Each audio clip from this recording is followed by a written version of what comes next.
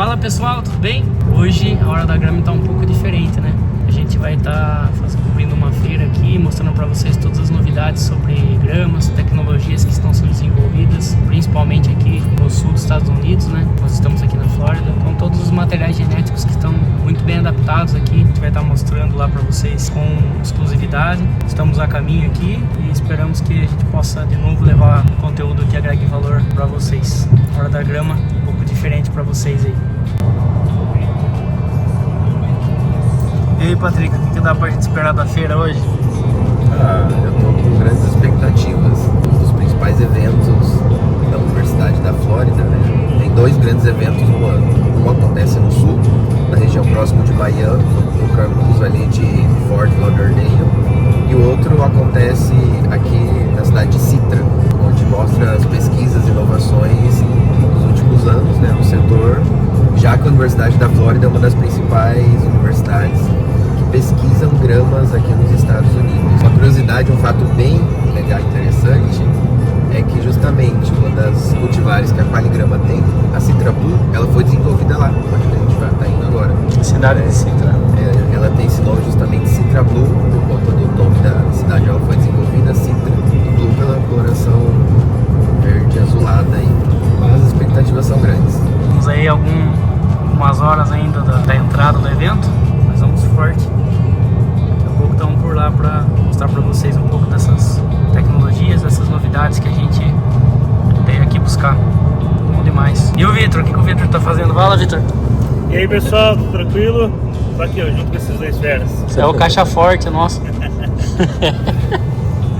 Bora pra cima, pessoal.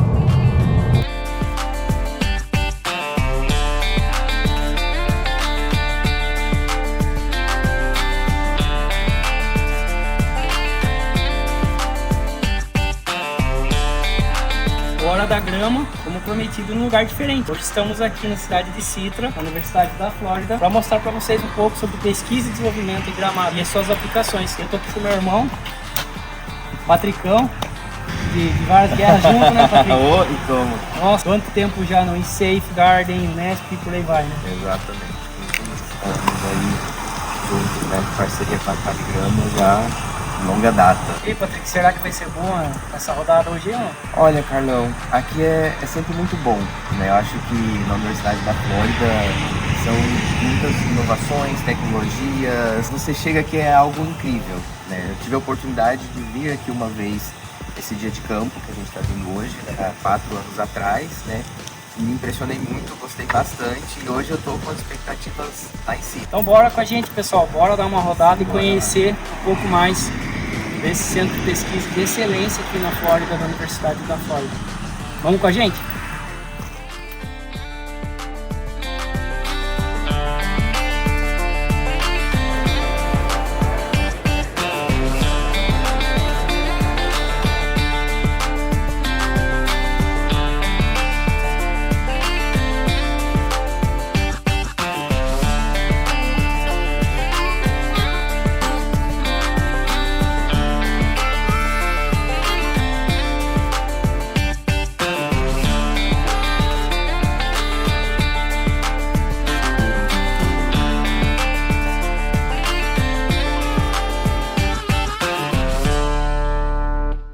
E aqui estamos exatamente, eu e o Patrick e eu, em cima da Citra Blue, pisando em cima da Citra Blue. E é uma das cultivares que nós temos lá na Qualigrama. Essa cultivar, inclusive, foi desenvolvida aqui na Universidade da Flórida e recebeu esse nome Citra Blue, literalmente por dois aspectos. Um relacionado à cidade onde ela foi desenvolvida, a cidade de Citra, e a outra é justamente por conta da coloração dela, o blue, que é o tom azulado. Patrick, comenta um pouco nessa rodada que nós tivemos aqui com os pesquisadores da universidade, o que eles puderam falar desse tratamento que eles fizeram aqui, que inclusive é uma das coisas que a gente tem a possibilidade de executar no Brasil, que foi com água de lodo de esgoto, que a gente falaria no Brasil, ou água residuária, é isso? Isso, bom, só para vocês entenderem mais ou menos a dinâmica de como foi hoje esse dia de campo, né, esse Turffield Day aqui. Hoje tivemos vários pontos, onde nesses pontos vários pesquisadores, investigadores nos disseram as pesquisas que estão em andamento relacionadas com gramados, as pesquisas com gramados. Ou seja, nós tivemos pontos para gramados esportivos, gramados residenciais, comerciais, pesquisas de desenvolvimento de novos cultivares, e um dos pontos específicos é esse daqui onde a gente está pisando agora, a Citra Blue, onde o foco da pesquisa era usar água de reuso para irrigação e, consequentemente, fertilização dessa espécie. E por que isso? Porque na Flórida acontece um fenômeno que se chama Fertilizer Blackout, ou seja, é uma época do ano em que é proibido você adubar algumas culturas específicas por conta da contaminação do lençol freático. Como no verão, aqui as chuvas são muito intensas, dessa forma, do dia 1º de julho ao dia 30 de setembro, você tem um bloqueio na possibilidade de você fertilizar, adubar a sua grama. Então, uma estratégia que eles buscaram para minimizar essa dor, vamos colocar assim, foi justamente fazer uma adubação, né, uma espécie de fertirrigação com água residuária, né, água de reuso, onde essa água ela sofre uma consequência tipo de análises antes de ser aplicada e ver se tem as quantidades de bactérias, né, que podem ser prejudiciais se não estão em níveis muito elevados. Então é feito essa irrigação junto com essa fertirrigação, nessa adubação. Eles acabaram fazendo isso justamente porque nessa época, como tem intensas chuvas e o lençol freático aqui ele é bastante baixo, a aplicação de fontes nitrogenadas percolam no perfil do solo e encontram o lençol freático, levando à contaminação. Então essa janela, né, porque o Patrick bem falou aqui, é justamente sobre isso. Esse período que não pode fazer fertilização, principalmente com nitrogênio. Eles falaram bastante aqui sobre a fonte amoniacal, né? Justamente por evitar que exista contaminações do lençol freático. E, pessoal, vem um pouco aqui em cima da grama. Sei que vocês não vão conseguir tocar, mas olha o que é um gramado. Esse gramado aqui, né, Patrick? Eles pontuaram que não foi feito nenhum tipo de correção de solo, nem tampouco aplicação de qualquer outro tipo de fertilizante, nem nitrogênio, nem fósforo, nem potássio, cálcio, enxofre, magnésio, nem os macros primários e secundários, nem os micronutrientes. Foi o solo natural, solo bruto aqui, vamos falar assim. E, subsequente a isso, feita a aplicação dessa água de reuso, né? E olha, vem com a gente, olha o jeito que está essa grama. Literalmente uma grama que ela está numa tonalidade, né, Patrick, que você percebe que ela não está no potencial máximo dela, que a gente tem lá na qual a gente sabe o jeito que essa grama se expressa, principalmente em relação à cor, mas justamente por tudo que não foi feito, que é o interessante. Por tudo que não foi feito, olha a coloração que nós temos dessa grama. Então, é realmente pesquisa assim, que chamou bastante atenção nossa, né, Patrick? Principalmente porque temos lá clima tropical, temos várias possibilidades de trabalhar também com isso. É um dos pilares da Quali também, a sustentabilidade. Exatamente. E eles já estão à frente, né? No Brasil nós já tivemos pesquisas com água de reuso para aplicação em gramados também, mas aqui o que nós percebemos é que na Flórida eles estão em etapas mais avançadas. Né? Então aqui eles já têm um propósito, já pensam, não, isso daqui vai virar um produto, vamos comercializar. Eles têm uma visão muito mais adiante. Né? Então aqui eles conseguem enxergar o ecossistema como um todo. Exatamente. Né? Onde a gente pega, como que eu formulo esse produto para depois comercializar. Um outro ponto que eu quero destacar aqui, se vocês repararem, é a altura de corte dessa grama. Os Estados Unidos como um todo, eles têm o costume de cortar a grama um pouco mais alta, né? Não rastelar de forma que ela fique escalpelada, que muitas vezes acontece no Brasil. Isso traz uma densidade maior para o gramado. Então a gente consegue ver que, se a gente olha aqui, dificilmente você vai ver falhas, você vai ver um gramado denso, bem fechado. Se puder até focar no nosso pé aqui, Vitor, dá uma olhada. Chegar a afundar, né? Exatamente, olha só. A gente faz a questão da mão. O pessoal fala, mas qual que é a altura de poda? Esse aqui, pessoal. Então é bastante alto, né? Vocês veem no detalhe aqui a questão realmente da altura de poda que o Patrick bem lembrou, né? Exatamente. Bom, e é isso. A gente vai para mais algumas parcelas, foram desenvolvidas outras pesquisas. Vamos com a gente, né, Patrick? A gente tá comentando. Bora lá. Exatamente. E aí, pessoal, no caminho, até a gente chegar no próximo painel que a gente estava vendo, a gente deparou com essa situação aqui, que é uma parte, né, onde eles desenvolvem, eles separam as parcelas, né, fazem a semeadura de alguns capins, algumas plantas daninhas que são nativas aqui da região e eles fazem vários testes, tanto relacionado a pós-emergentes como pré-emergentes. Então, falando em herbicidas, né? É um agroquímico utilizado para o controle de matos, de plantas daninhas, né? Fazem uma espécie de blend. Exatamente. Semeiam literalmente plantas daninhas para depois fazer a aplicação e teste de produtos. Sim. Né? E assim lançarem novos produtos no mercado. Muitas vezes, que alguns pesquisadores comentaram com a gente, é que algumas empresas contratam eles para fazerem teste dos produtos deles para ver a eficácia. Então, esse produto ser lançado posteriormente no mercado. O primeiro eles testam aqui, né, para ver qual que é a efetividade, né, a taxa de controle, né, Patrick, das plantas daninhas. Posterior a isso, eles colocam para ver qual fitotoxicidade que vai acontecer na cultivar. O que significa isso? Quanto eu colocando aquele herbicida também, ela vai, entre aspas, controlar a grama também. Primeiro, faz a taxa de efetividade de controle em cima das plantas daninhas, né? Posterior a isso, vai para as cultivares. Tanto depois tem uma parcela que a gente vai passar lá que eles estavam testando justamente um dos herbicidas para ver qual que é a tolerância daquela cultivar relacionada a isso. Então, a gente só dá uma paradinha aqui, pessoal, para vocês entenderem o processo que é feito, tá? Olha que legal. Lá no fundo, você já conhece aquele robozinho? Isso aqui eu não vou nem me meter, Patrick. Você que é o cara que, inclusive, desenvolveu algumas pesquisas relacionadas a ele. Conta pra gente um pouco o que é aquele robô ali. Esse robozinho ele é muito legal. Vem, Vitor, vamos andando pra lá. Porque acontece que esse robozinho ele foi desenvolvido com o intuito de você eliminar o gasto com necessidade de cortes e recolha, a retirada das aparas que ficam dos gramados. Por quê? Esse robozinho ele corta a grama constantemente, então ele vai estar cortando ela praticamente todo dia. E ele mesmo se recarrega, ele mesmo se guarda, né? Ele é muito interessante. E ele corta a grama a pedaços de aparas tão pequenas que elas acabam se decompondo dentro do próprio gramado e repondo nutrientes. Então você não precisa recolher, porque é tão fina e tão pequena essa quantidade de material gerado que acaba sendo um sistema autossustentável, vamos colocar dessa forma, para a própria grama. O pessoal tem uma referência, né, Patrick? Acho que muitas pessoas no Brasil têm aquele aspirador de pó, né, que fica na casa. Ele vai, se conecta na base dele, ele se autocarrega, depois ele já está programado para fazer a faxina, vamos dizer assim, né? Exatamente. Isso daqui é a mesma coisa, né, Patrick? Então, literalmente, esse robozinho, ele vai para a base dele de alimentação, de energia, e ele é programado de alimentação já referenciado, ou seja, existem pontos e limites de ação dele, e ele também para, né, se vai de uma barreira, qualquer que seja, como por exemplo uma criança, no Brasil já tem, né?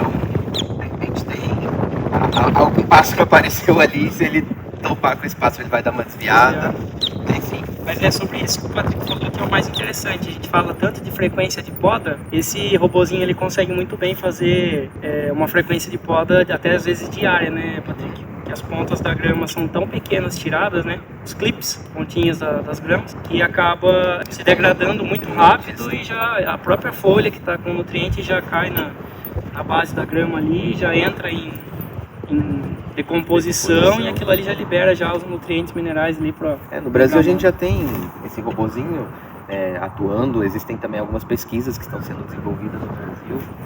A única questão é o tamanho da área que você vai usar para esse robozinho, né? Se você tem um jardim na sua casa, um robozinho desse vai muito bem, né? Agora você tem campos maiores, né? Aí você talvez precise colocar mais de um para dar conta ali de todo o tamanho desse local. Vamos com a gente para dar uma olhadinha aqui perto.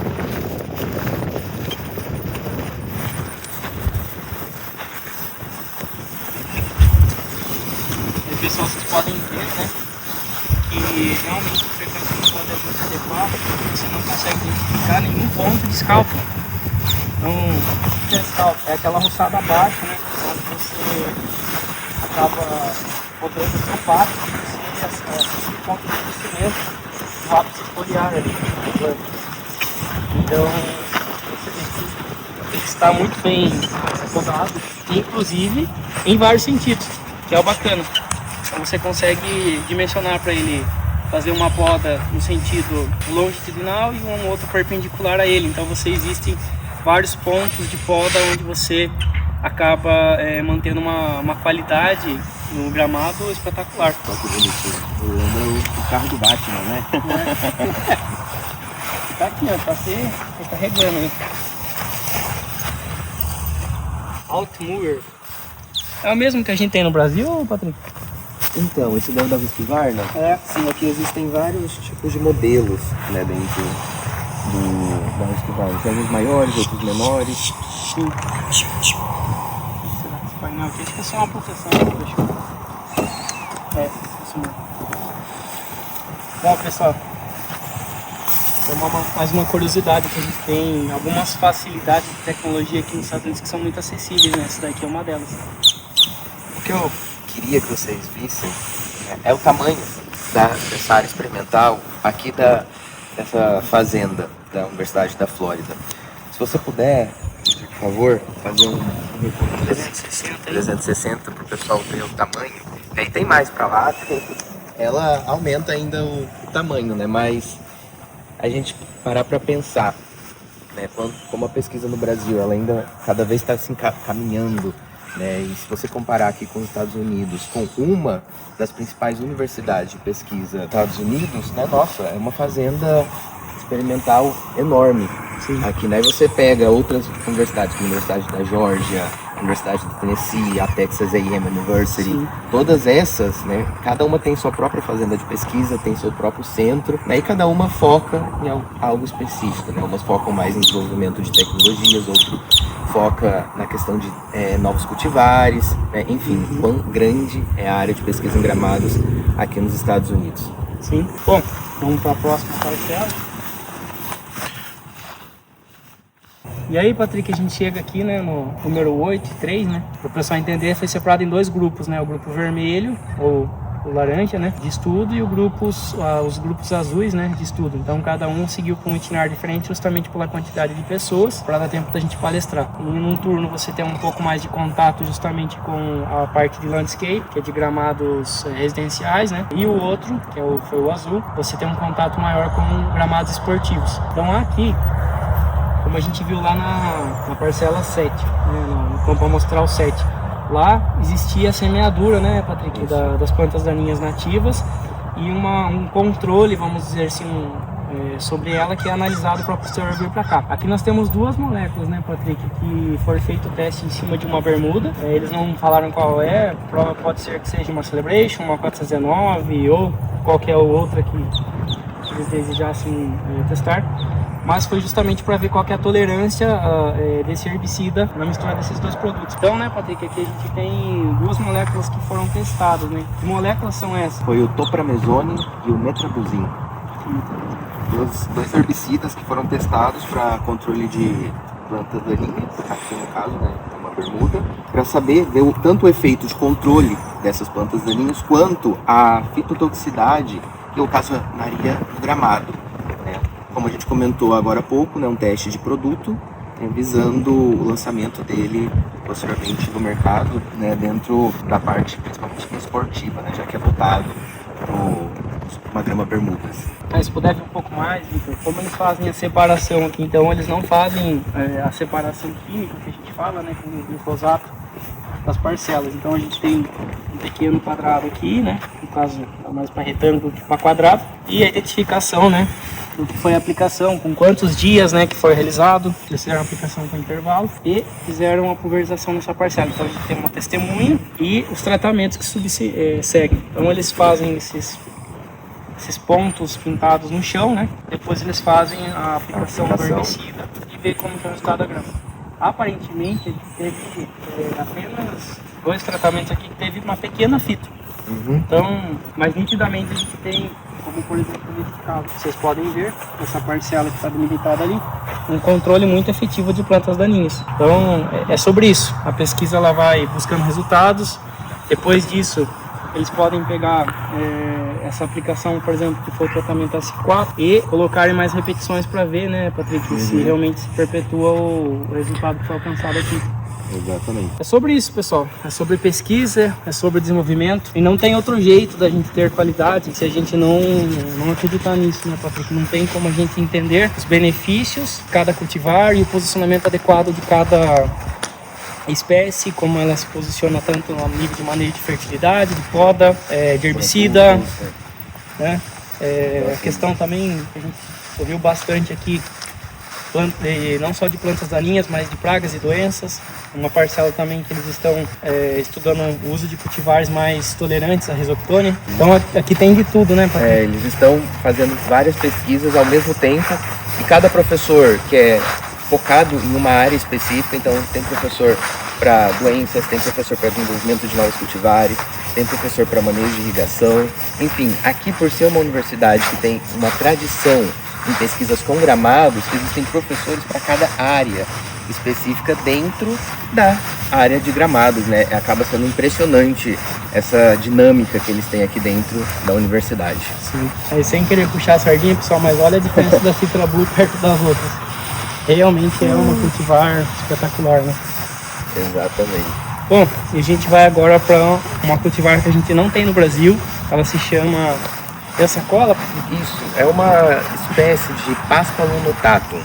No Brasil a gente tem a famosa grama batatais. Hoje é uma grama que é muito proveniente do extrativismo.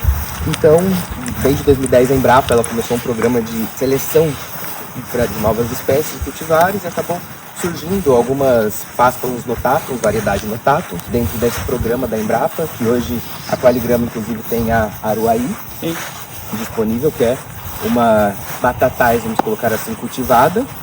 E aqui nos Estados Unidos tem um fato muito interessante, porque em 1914 a nossa batatais do Brasil, ela saiu do Brasil e veio aqui para os Estados Unidos e se tornou uma grama muito vendida na Flórida, porque era uma grama muito rústica. Então ela se tornou o carro-chefe daquela época e várias pesquisas começaram a surgir para buscar alternativas para essa batatais rústica que nós tínhamos. Então, através do melhoramento genético, seleção genótipos, foram surgindo duas novas cultivares, a Pensacola e a Argentina. São duas espécies de Paspalum notatum, são bem pesquisadas aqui na Universidade da Flórida também, já que essas gramas é facilmente encontrada em diversos locais aqui da região e por isso a Universidade da Flórida acaba pesquisando bastante essas duas espécies, que nós acabamos ficando tanto quanto impressionados um pouco com a quantidade de pesquisas que eles têm e as pesquisas que estão sendo desenvolvidas com essas espécies, né? Algo muito bacana. Eu não cheguei a perguntar para o professor, mas ao que parece, né, tudo que a gente escutou deles, fazendo uma correlação entre Estados Unidos, né, aqui na Flórida, em relação ao Brasil. Pensando em Flórida e pensando no Brasil. A Baia Grass, né, o Argentino, eles chamam aqui, e a Pensacola, são, como no Brasil, a grama esmeralda. Elas detêm uma market share, ou seja, uma fração do mercado muito grande. E por isso que eles desenvolvem tantas pesquisas relacionadas a essas duas cultivares, né? Existe mercado para elas aqui o mercado é muito grande. dentro da Flórida, né? Eles Então, posicionam muito elas para margens de rodovia, áreas em costas. áreas de condomínio que não tem irrigação. Aqui na região da Central, por exemplo, principalmente onde pega Orlando e a área metropolitana, existem muitos lagos. Então, ao redor desses lagos, sempre eles colocam essas Paspalum notatum, né? A Argentina ou a Pensacola. São duas gramas que vão muito bem por serem rústicas. Né? Tiveram vários estudos aqui que a gente acabou ficando assim, nossa, ela tá bonita, essa grama em comparação às demais. Né? Algo bem legal de se ver e falar assim, nossa, a importância que eles dão para a pesquisa por uma espécie que no Brasil muitas vezes o pessoal não se dá conta quão importante ela é. E aqui onde a gente está chegando é uma dessas cultivares, né, que chegou em 1915, 1914. Chegou aqui, veio provavelmente um dos lugares que saiu aqui do Brasil, né? Olha só pra vocês verem como ela tá bonita. A gente até quando olhou ela imaginou que era um capim texano, alguma coisa assim, né, Capim? Ó, só pra vocês entenderem o que tá acontecendo aqui. Essa daqui é uma grama, uma espécie de batatais, Paspalum notatum, que eles chamam de Baia Grass. E aqui, ela é a cultivar Pensacola. E olha só, quando você observa aqui, parece que é até um capim, né? Lembra muito o capim do Texas, muitas vezes. Entretanto, o que eles estão testando aqui? Eles estão testando a tolerância a uma molécula. Que essa molécula... Carlão, vamos ver se você decorou ela aí. Glufosinato de amônio. Olha só, glufosinato. eles estão testando essa molécula para lançar uma espécie que é rústica e que tenha tolerância a um determinado herbicida, já que uma das principais dificuldades é encontrar produtos com a qual a Paspalum notatum, a batatais ou Bahia Grass, no caso, seja tolerante, né? Isso é um desafio muito grande também. Inclusive no Brasil, né? No Brasil. A gente hoje tem a própria Aruaí que você bem falou, Patrick, que é uma cultivar nativa, né? Ou seja, ela nasceu e foi desenvolvida e selecionada no próprio país, né? Então ela é de lá do Brasil. E a dificuldade nossa é realmente qual o tipo de produto que a gente usa para herbicida, no caso que a gente está falando aqui, né? Para controlar as plantas daninhas. E só tem um produto por enquanto ainda que faz um controle efetivo e resolve, mas esse produto está cada vez mais difícil de achar no mercado, sabe qual que é? Não sei também qual seria. Sulfato de enxada. O sulfato de enxada está cada vez mais difícil, pessoal. Não se acha mão de obra, acaba danificando o gramado, acaba abrindo os buraquinhos. Depois você também tem uma dificuldade de colocar para emergente. A planta daninha vem desse meio. Então, realmente, por enquanto, a gente ainda não tem uma efetividade, falando muito em pós-emergência, né? Com produtos de pós-emergência para essas cultivares de Paspalum notatum. E só lembrando, como eu comentei agora há pouco, no Brasil a gente tem a batatais que durante muito tempo, ainda na verdade, ocorre esse tipo de problema. Ela é vendida de uma forma ilegal, né, o que a gente chama de grama pirata, onde elas são retiradas de ecossistemas naturais de pastagem, são vendidas em formato de, não pode nem chamar aquilo de tapete ou placa, né, são pedaços literalmente daquela grama, que não é uma grama propriamente dita, pasto. É um pasto nativo, né? Que é vendido sem qualidade, sem segurança, sem nenhum tipo de benefício para quem está plantando, porque aquela grama você vai plantar ela, você vai colocar ela em determinado local, ela não vai conseguir se fechar bem, se desenvolver muito bem, ela vai aparecer aparecimento de muitas plantas daninhas. Então isso é um mercado ilegal e que cada vez mais os gramicultores estão tentando combater.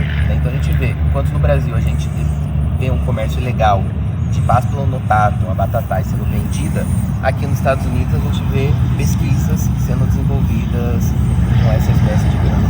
Até porque ela tem todo um posicionamento. Se nós formos olhar de uma forma geral aqui no centro de pesquisa, inclusive tem uma outra parcela que a gente vai visitar, né, que falou justamente sobre essa questão do estresse hídrico. A cultivar que está mais bonita lá, aqui nessa situação que eles colocaram no estresse extremo, né, é realmente a Paspalum notatum. Então, não existe material genético certo ou errado, existe material genético adequado para cada posicionamento, cada necessidade que o projeto pede, né?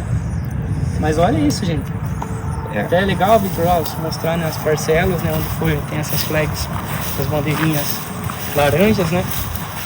Bacana, você vê o nível de tecnologia. Essa pesquisa aqui, estávamos conversando lá com o Mohamed, pessoa incrível, foi muito aberto. E olha que bonito que fica um jardim assim, óbvio que isso aqui tá sem poda, né? Ela tá em crescimento livre. Então essa daqui seria o ponto máximo, né, do pico de crescimento dela. Inclusive, num dos vídeos que a gente colocou lá, falando de rodovia, até é sobre isso daqui, né? Quando a gente compara com uma grama esmeralda no Brasil, a altura livre de poda dela é muito menor que essa. Mas até essa grama aqui poderia ser usada como uma comparação. Vocês verem que quando a gente trabalha com material puro, né, o máximo da altura de poda aqui, altura livre, né, de poda que a gente fala, ou seja, o crescimento livre dela, aqui não deve estar passando aí dos seus 35, no máximo, estando muito alto, mas acho que não chega a 40 centímetros de altura. Então, ainda assim, em relação à semeadura, né, que o pessoal faz em rodovia, é muito mais baixa, né? É óbvio que isso daqui já não entra na legislação, né? Precisaria ser uma altura de poda no máximo ali seus 20 centímetros, adequado, né, pelo menos. Mas ainda assim, até essa planta aqui que tem um crescimento livre muito maior do que a esmeralda, ainda está mais adequado do que aquilo que a gente vê nos taludes, nos aterros lá no Brasil. Lembrando que ela é uma grama rústica, né? Então ela tem uma exigência de manutenção menor do que muitas espécies, né? Se a gente comparar com uma bermuda, é incrível. Uma esmeralda ainda é menor, né? Então é uma grama que tem um potencial muito grande, penso eu, para crescer muito no Brasil ainda. E aí, pessoal, a gente vai caminhar até a próxima parcela amostral, onde a gente vai falar um pouco sobre manejos com composto orgânico em comparação com corte de água, né? Ou seja, tiraram a água do sistema, colocaram composto orgânico e analisaram quais cultivares tinham um pouco mais de tolerância a esse estresse hídrico, né? Então, bora lá, pessoal! E aí chegamos, né, pessoal? Nós temos aqui então esse experimento que foi feito com vários cultivares. Aqui a gente vai falar uma a uma, talvez vocês não consigam ver na plaquinha, né? E o que foi feito aqui, né, Patrick? Você quer comentar um pouco? Bom, basicamente eles estão procurando alternativas no manejo. Então, quanto mais baixo for o manejo de um gramado, mais comercialmente ele pode ser aceito, né? No sentido, nossa, não preciso gastar tanto fazendo a manutenção dessa grama. Apesar de que grama ela precisa de manutenção, vamos deixar isso bem claro. Então, são formas, vamos falar assim, de entrar num ponto de equilíbrio econômico. Né? Exatamente. Então, o que eles fizeram aqui? Eles usaram o composto orgânico ao seu benefício, ou seja, viram o quanto o composto orgânico ele pode beneficiar a retenção de água dentro de um sistema solo-planta, o quanto você não precisaria talvez irrigar tanto aquele gramado. Os tratamentos aqui basicamente foram gramados de diferentes espécies com composto orgânico e sem composto orgânico, e posteriormente eles deixaram essa grama sem irrigação. A última irrigação feita aqui foi no dia 19 de julho. De lá para cá, ela só teve irrigação São Pedro, vinda da chuva. Então, que também foram poucas. Né? Então tivemos alguns resultados um tanto quanto interessantes, né? Tanto para os tratamentos que não tem o composto, quanto para os que têm o composto, e para espécies diferentes também. Um detalhe só, pessoal, eles fizeram isso daí justamente com uma questão de plantio. Então, pegou-se as placas, fez a aplicação do composto orgânico, colocou a grama em placas e fez depois uma cobertura também com composto orgânico. E para falar que não teve irrigação, nos 3 primeiros dias apenas, após a implantação desse gramado. E depois não foi feito nenhum tipo de irrigação. Então a gente pode ver duas coisas, né, Patrick? Qual que é a capacidade de pegamento ali do material genético, né? Exatamente. Versus a questão realmente da tolerância ao estresse hídrico, né? Exatamente. Durante todos esses 2 meses aí com a qual ela ficou sem irrigação praticamente. 2 meses e meio. E aí, Vitor, se você puder dar um passo para trás, para o Patrick sair da imagem. E aí, pessoal, vocês conseguem ter uma visão global, né? 360 aí, de como foi a questão da taxa de pegamento e as que mais toleraram essa questão realmente do estresse hídrico, né?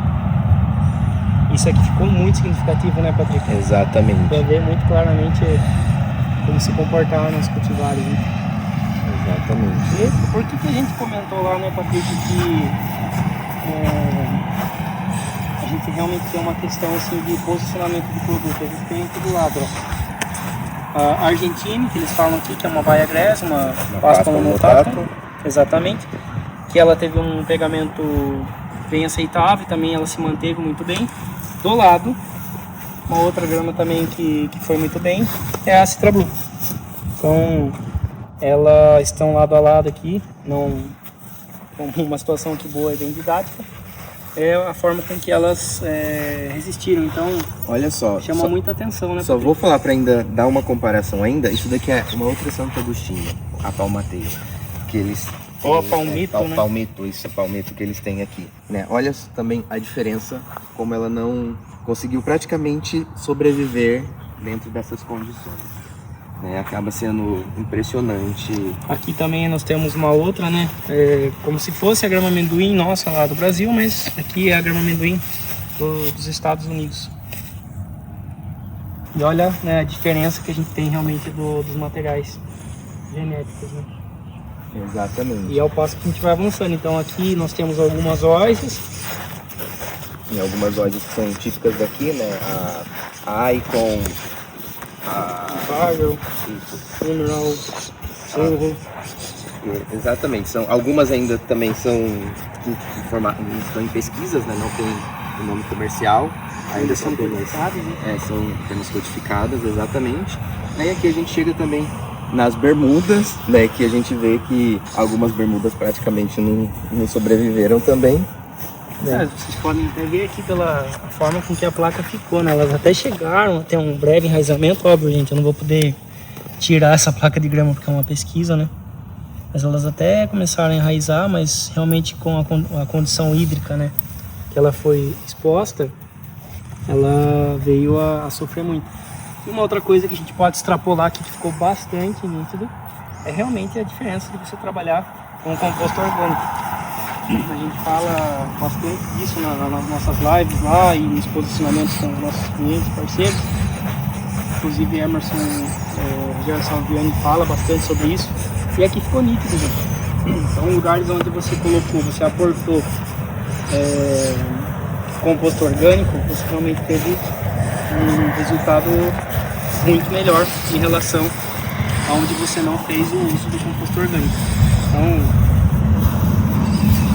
é sobre isso, né? Voltando a falar a importância da pesquisa que ficou gritando, o resultado que a gente tem. Bem impressionante mesmo.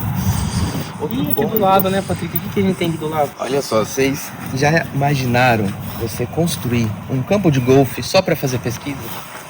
É claro que o pessoal deve brincar aqui de vez em quando, imagino eu. Né? Mas, imagina só, você fazer um campo de golfe para testar toda a questão de jogabilidade, teste de produtos, manejo de corte, irrigação, né, manutenção como furação, aeração, né, descompactação, corte vertical, enfim. Recuperação pós-jogo e tantos outros fatores que a gente encontra na rotina de um campo de golfe. Exatamente. Olha só, aqui eles fizeram todo um fairing, daqui até aquela ponta ali. Do lado de lá nós temos o approach, né, os dois bunkers de areia e o green lá no final.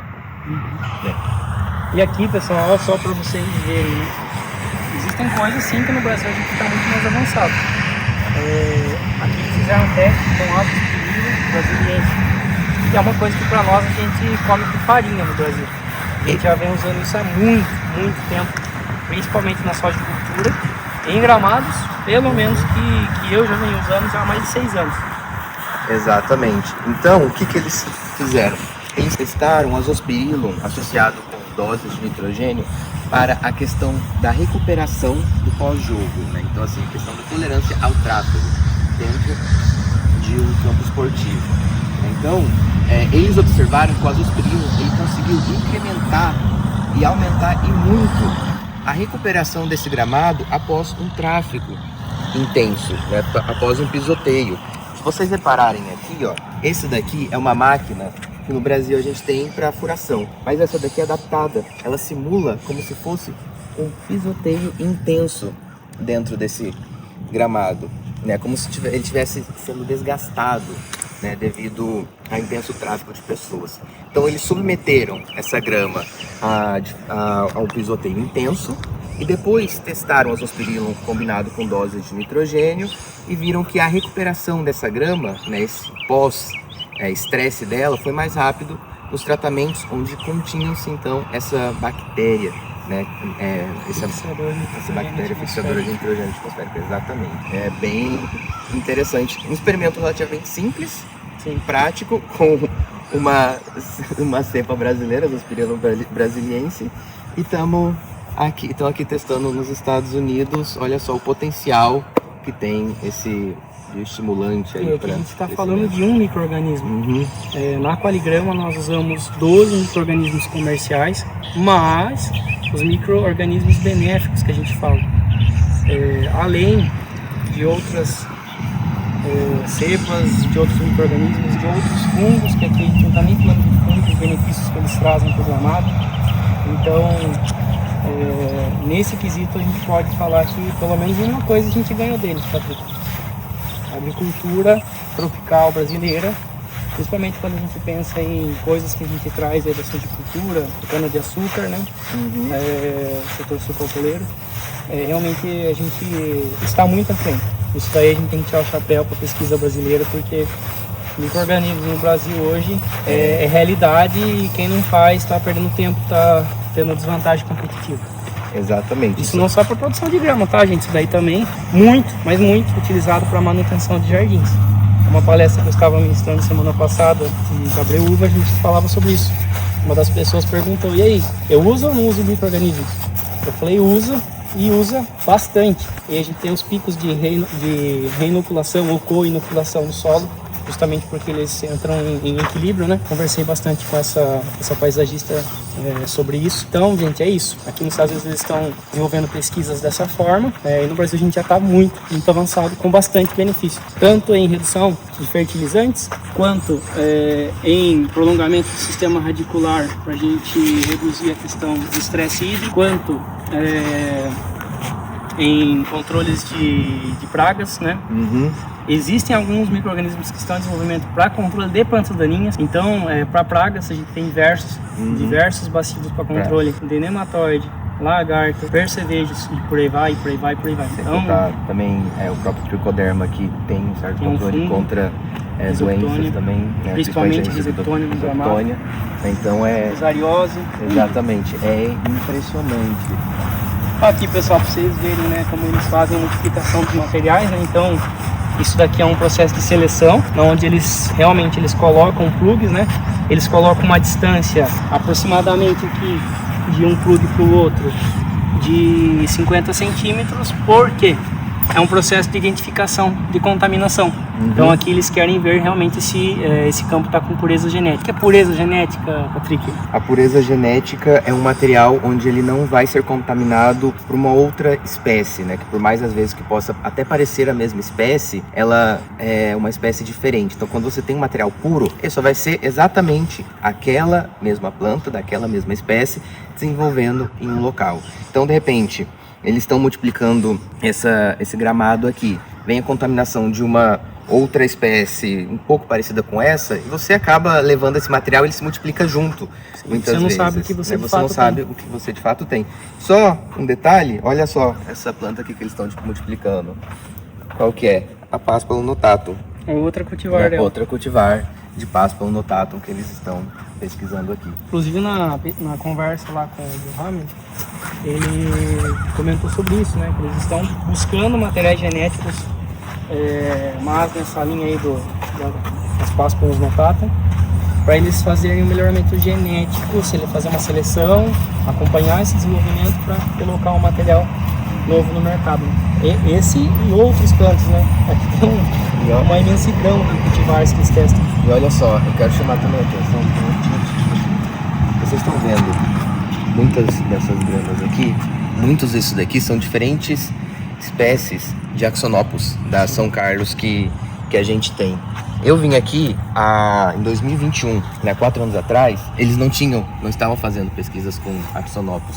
O professor Kevin, quando foi na Qualigrama, ele comentou de pegar algumas mudas para teste. Talvez pode ser que sejam mudas da Quali aqui. E agora eles começaram as pesquisas com Axonopus, né? Olha só que impressionante, né? É uma grama que vai muito bem no Brasil, uma espécie nativa, né? Que tem um potencial muito grande para crescer no Brasil e que, imagino eu, que o Brasil que deveria estar pesquisando as suas próprias espécies nativas hoje para desenvolver novos cultivares. E já batendo de olho aqui, a gente já vê pelo menos 4 materiais diferentes, né? Porque a gente consegue identificar uma São Carlos Plus, uma São Carlos 3 folhas, que a gente fala que é mais da região sul do Brasil. Temos ali na entrada também aquela São Carlos cultivada mais ali em Santa Catarina, né? Temos a variegata. Variegata, bem ali também. A Plus aqui. Se eu não estou enganado, tem a Axonopus paródia aqui também, que é igual a curicá que a gente tem lá no Brasil. Ela está até inspirada pelo que está vendo. Aqui, né? Olha a diferença da textura de folha. Ela tá dando uma Axonopus paródia, essa daqui. Então, você para pensar, nossa, olha só, espécies nativas brasileiras que estão aqui sendo pesquisadas e fazendo esse desenvolvimento no exterior, né? Impressionante. Só a critério de curiosidade, né, pessoal? Deixa eu achar aqui só para vocês verem. Daqui. Pois óbvio que eu não vou descartar esse material aqui em cima, tá, pessoal? Senão a gente vai gerar contaminação, não é esse intuito. Mas olha a diferença, né? Ambas são Axonopus, mesmo gênero. Espécies diferentes, mas mesmo gênero. Olha a diferença da questão do diâmetro, calibre foliar, espessura da parede, olha isso. Então, por que a gente fala realmente sobre desenvolvimento de novos cultivares no Brasil? Porque existe necessidade, como a gente sempre fala, produto certo, por projeto adequado. Exatamente. Senão a gente não consegue ter êxito. Exatamente. Aqui, olha outra... multiplicação de zóias. De zóias também. Né? Aqui são diferentes genótipos de zóia. Sim. Eles estão multiplicando também. Ver qual que consegue entrar primeiro, né? Se desenvolver primeiro. Tem uma taxa de fechamento mais rápido, né? Uhum. Exatamente. Aqui já tá bem... Será que não vai ser a próxima grama? Olha aí, ela está mais desenvolvida do que os outros materiais, né? Essa daqui é aquela ali também. Eu acho que também. Ali atrás, ó. Ali atrás a gente consegue ver bem a questão dos materiais genéticos que estão no mercado, né? E alguns outros codificados, né? Diferentes tipos de gramas aí que estão no mercado. Aqui também zóias, tá, pessoal? Nessa universidade, a gente achou todas, né, Patrick? Zóias, a gente achou Axonopsis, Páspalo, a Santo Agostinho. Sim. Sinódon, zóia, tudo, né? As cultivadas no Brasil estão todas aqui, né? Só lembrando que a Flórida ela tem um clima muito parecido com o clima brasileiro. Então, por isso que muitas das mesmas espécies que nós temos no Brasil estão aqui, né? Estão em fase de pesquisa. Aí, pessoal, só para vocês entenderem, aqui vocês já começam a ver algumas cultivares que já existem no mercado, né? Algumas delas, como por exemplo a Citrazói, Abrasos, foi desenvolvida inclusive aqui na cidade de Citra, né? Pela Universidade da Flórida. E algumas outras codificadas. Então o que eles fazem aqui? Eles mantêm lado a lado, né, as parcelas, e eles veem qual que é a taxa de fechamento nas mesmas condições. Então, nas mesmas condições de manejo, como que essa cultivar responde, ou seja, a gente já consegue ver nitidamente aqui alguns cultivares que têm uma tolerância a scalping maior, diferentes tonalidades de cor, né, Patrick? Exatamente. Qual é a textura da folha? Exatamente. Essa FZ1407, por exemplo, manejos. Vocês podem ver que ela tem ela se assemelha muito à grama esmeralda nossa lá do Brasil, e a diferença de tom dela, ela está mais verde que as outras. Então é uma cultivar aí talvez que em alguns anos pode ser que esteja no mercado, ó. E atrás dela, né, a FZ205, a gente já vê uma diferença grande no calibre da folha, né? Um tom de verde mais escuro também. Não sei se o pessoal vai conseguir ver, mas dá uma diferença boa, né? No dedo esquerdo aqui a gente vê uma tonalidade de cor diferente do dedo direito, e a própria calibre de folha, né? Ou seja, folhas mais estreitas. E uma outra coisa que a gente conversa bastante lá, né? Folhas eretas e folhas semi-prostradas. Então, a gente consegue ver muito bem isso aqui. E olha só para vocês verem, onde o Vitor está em cima agora é uma outra cultivar, e olha a textura das folhas, ó. Ela é extremamente fina, extremamente delicada, né? São folhas bastante estreitas, né? Isso dá para ver aí. E também considerado folhas eretas, ou seja, folhas de pé. Só lembrando que a Texas A&M University também tem uma tradição em cultivo e desenvolvimento de novas espécies de zóias, né? Eles têm um banco de armoplasma também muito grande lá, né? Que foi lá, inclusive, que foi desenvolvida a Innovation, né? Pela professora Ambika Chandra. E também ela foi testada aqui, ela teve bons resultados aqui, né? E hoje ela é comercializada no Brasil pela Qualigrama e apresenta essas características essenciais para aquele gramado ali, como se tivesse um campo de golfe dentro da sua casa, né? Uma grama espetacular mesmo. Gente, é isso. A gente vai passar mais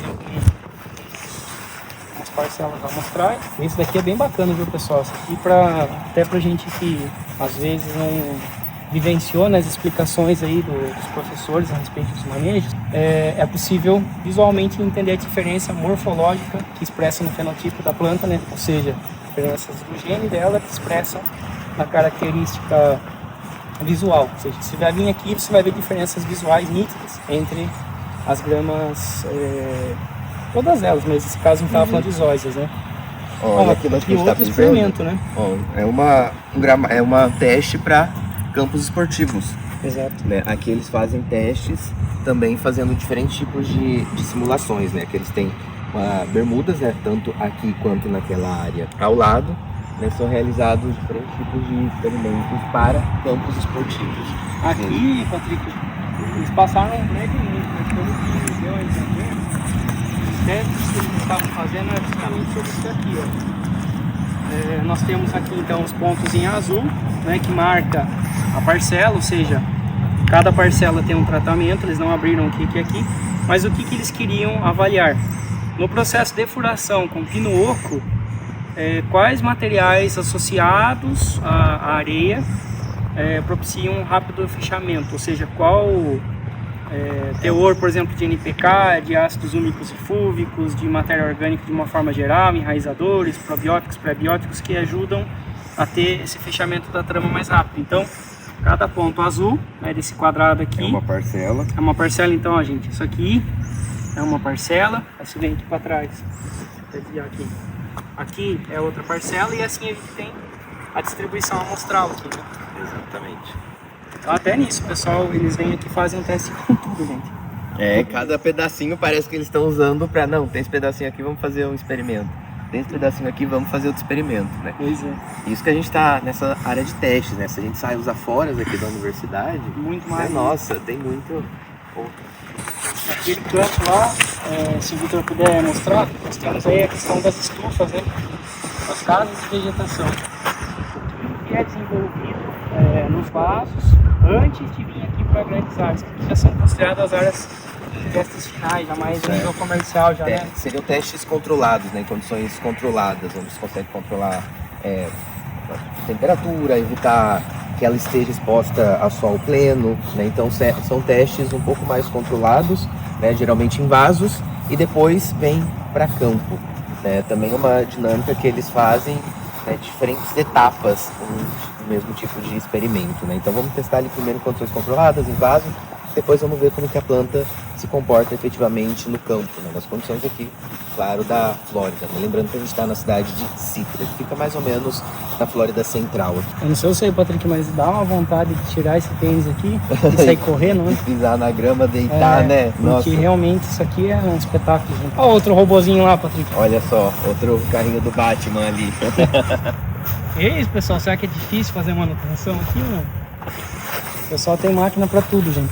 Tudo que vocês imaginarem tá aqui, ó. A máquina para furar, a máquina para fazer overseeding, top dressing,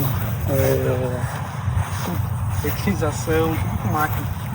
Olha só, a gente está caminhando aqui pro final desse nosso tour aqui. Então, a gente vai entrar ali onde eles fazem os testes de sombreamento. Nossa, isso é super bacana. Porque hoje em dia você faz, muitas pessoas falam, eu tenho uma área sombreada em casa, que grama eu planto. É difícil você conseguir recomendar, porque são vários fatores, né?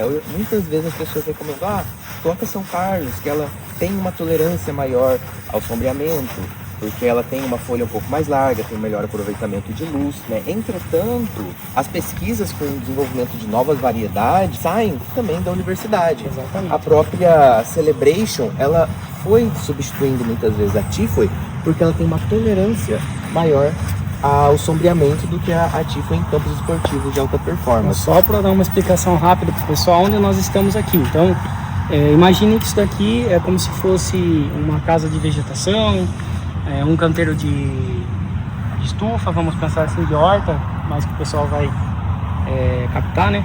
E eles colocam aqui esses sombrites, que está nessa parte de cima, aí se o Vitor puder dar uma corrida com a câmera. Então, com esse objetivo que o Patrick falou. Então, só para vocês terem a nível assim, besta de curiosidade, o tempo mínimo entre selecionar materiais na casa de vegetação, porque a gente não vai conseguir entrar lá fazendo filmagens. Mas para sair de lá, da casa de vegetação, que são áreas restritas, né, Patrick? Uhum. Só os pesquisadores têm acesso, a gente conseguiu acessar lá dentro, mas tem toda uma questão aí de sigilo de imagem e tudo mais. Protocolos também. Exatamente, né? Para entrar lá tem todo um traje a ser utilizado, né? Mas aqui para sair daquela casa de pesquisa, daquela casa de vegetação, ir para uma parcela amostral pequena no campo e depois se multiplicar até chegar a nível comercial de teste no cliente, no mínimo 10 anos. E parte dessa pesquisa é justamente isso daqui. Então, antes do material ir para mercado, eles vão testar, né, Patrick? Exatamente. Tolerância a herbicida, sombreamento. Tolerância a herbicida, sombreamento. Tolerância seca. Ao tráfego, Zoteio. o tempo de informação, né? São vários testes que vão sendo feitos, né? E aqui, com o meu teste de sombreamento, né, eles muitas vezes vão mudando, né, a quantidade de sombreamento que é exercida, a porcentagem, né? E aqui nós temos Santo Agostinho sendo testadas, e lá no fundo são as ósias que eles testam, né? Que são 2 gramas. Aqui a gente pode andar no meio. Carro-chefe deles. São 2 gramas que eles cultivam bastante aqui na Flórida. Uma informação aí que talvez o pessoal possa perguntar, viu? Beleza, qual que é a taxa de sombreamento que eles estão testando? Este sombrite que eles estão aqui seria com uma taxa de 60% de sombreamento, tá, pessoal? Então eles querem analisar realmente uma situação aí de bastante sombreamento, de que forma que a grama tem. E olha só, a diferença muitas vezes de uma cultivar para outra, né? Uma fica com uma densidade muito falha, você vê pontos, né, que não estão verdes, que aparecem o solo, né, aquela densidade defeituosa, né, aquele gramado não fica totalmente denso, né, enquanto outras, apesar de não ter uma resposta 100%, entretanto, a gente vê uma densidade melhor. E isso, pessoal, que o Patrick está falando é bastante interessante em dois materiais genéticos que a gente tem na Quali. Um que é a esmeralda convencional e outra que é a Innovation, que inclusive se assemelham. Foi até interessante para separar aqui, ó. Exatamente, olha só. Porque justamente a grama esmeralda tem essa folha um pouco mais larga, um pouco mais semi-prostrada, vamos falar assim. Ela abre um pouco mais essa trama na ausência de luz ou pouca presença de luz, né? Enquanto a gente tem a Innovation. Então, por que uma consegue e outra não? É justamente pela densidade foliar. Então, são materiais genéticos que foram selecionados, elas têm essa característica e a Innovation, uma das grandes vantagens delas, da Zoysia, é uma das cultivares que tem melhores condições de sobrevivência em áreas semi-sombreadas, tá, pessoal? Isso daqui que a gente tá numa situação assim extrema, né? Exatamente, ela consegue aproveitar muito bem a luz, ela consegue aproveitar muito bem ela em áreas semi-sombreadas, né? Não vou colocar assim 100% sombreada, mas um pouco ela consegue aproveitar sim. Exatamente. Ali atrás a gente tem algumas outras cultivares, né? Ainda em fase de codificação. E aí é nítido pra gente ver. Uma coisa que seria bacana é a gente realmente testar essa questão da altura de poda da grama, né? Exatamente. Mas é nítido aqui a situação que a gente encontra. Exatamente, é uma situação bem bacana dessa de testes com sombreamento. E é isso, pessoal. A gente vai se dirigir agora na entrada. Até já. Pessoal, vem aqui, vem com a gente. Vê se tem diferença ou não disso aqui, ó. Vitor, faz um favor, ó. Vai você sozinho mostrando aqui essas cultivares focados principalmente na terceira fileira daqui pra lá e vê se tem diferença de alguma aí.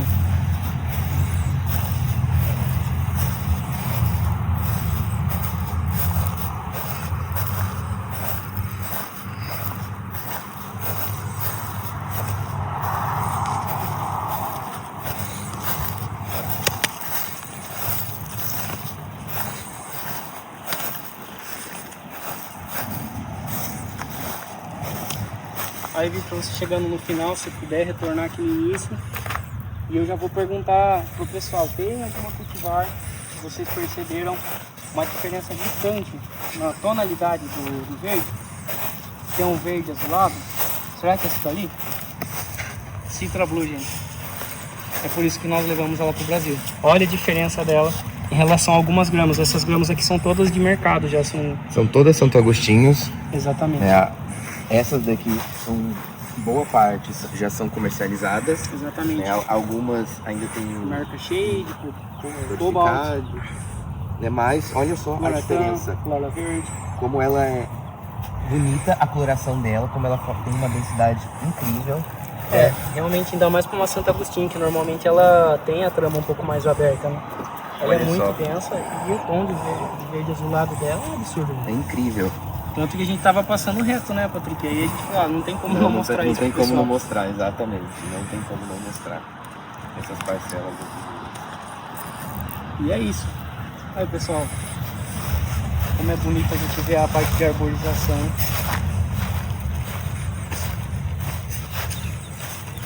E aqui desde a hora que a gente chegou de manhã até a hora que a gente foi embora, os passarinhos continuam cantando. Põe até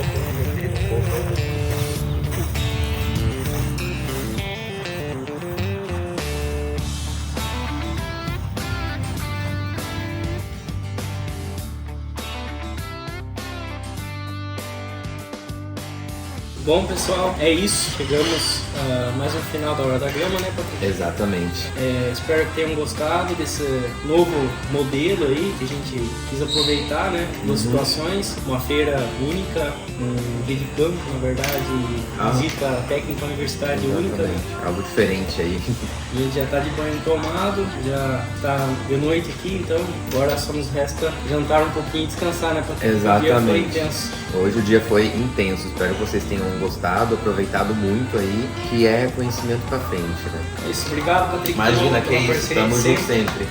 E vamos estar aqui até sábado vendo mais novidades. É óbvio que não dá pra gente colocar tudo em vídeo, mas que essa pequena amostra que a gente trouxe pra vocês possa ter feito sentido e agregado em suas vidas de alguma forma, né? É isso, pessoal. Até lá, forte abraço. Fiquem com Deus. Tchau, até tchau. a próxima Hora da Grama. Até mais.